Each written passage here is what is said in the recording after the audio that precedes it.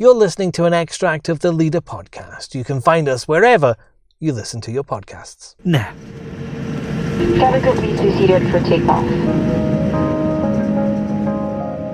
It's been an awful long time since most of us got to go on an airplane and take a foreign break. Staycations are the fashionable summer holiday this year, but there may be some hope. International travel becomes legal again on May 17th, and there could be as many as 30 destinations on the UK's green list.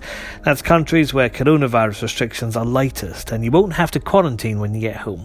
Now, who is on that list is the hot gossip of the World Travel and Tourism Council's Global Summit in Mexico, where travel consultant Paul Charles of the PC Agency is, and he's joining me from there now. Paul, what are people saying?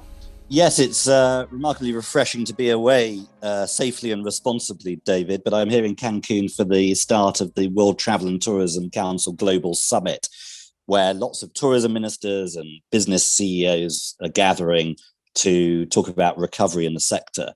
And talking to delegates here and to even the head of the WTTC, there's clearly an optimistic mood. It may look a little bit downbeat at the moment in terms of the huge number of cases in some countries, of slow vaccine rollouts.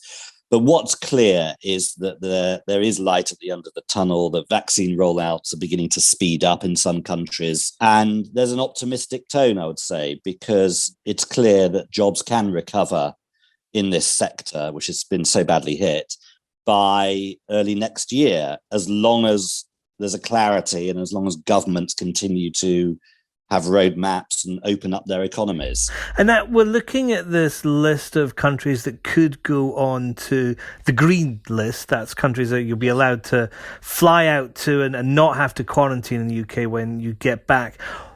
It's a big, long list. What are the kind of major destinations that might be on there, Paul? Well, let's remember that the government is going to announce in early May which countries will be in which colour category on their new traffic light system. So they'll be categorised as red, amber, green. And the green list, I think, will grow closer to the 17th of May, when we're expecting overseas travel to restart in some shape or form. And those countries are likely to include Gibraltar, Malta, Caribbean islands like Barbados, Grenada, St. Lucia.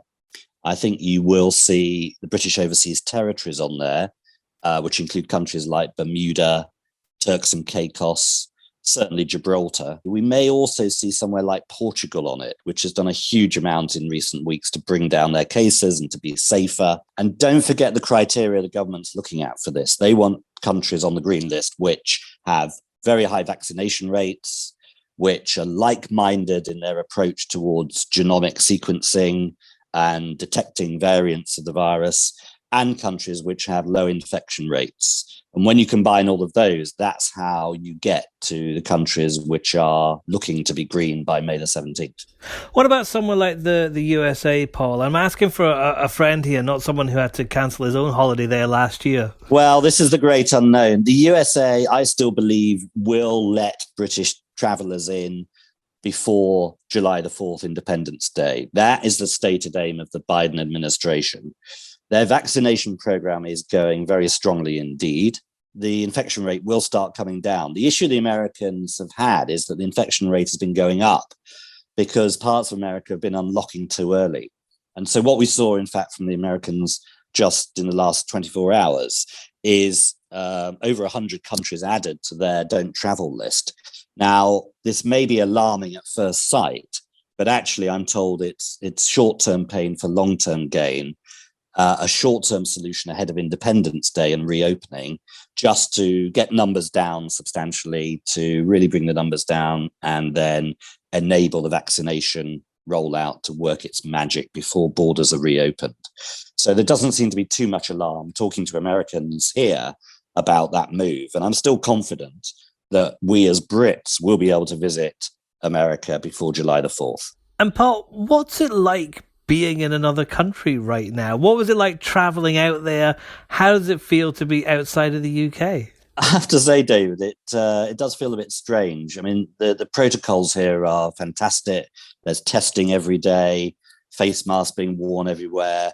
I'm in Cancun, which is on the coast, so there's a lot of fresh air. A lot of people are outside, obviously, and that helps to reduce infections. And in terms of traveling out, it was really strange. I haven't traveled out of the UK since September last year, but it was strange going through Gatwick Airport, where there were police officers armed with submachine guns asking me why I'm leaving the country and traveling, which obviously they're doing their job. But it was very strange to be asked that question. Didn't feel like Britain I was leaving, that's for sure. And then Gatwick itself, very sad to see it so quiet. Very few other people, only 3 shops open in the terminal. And on the flight itself, it was, I would say, a very good flight.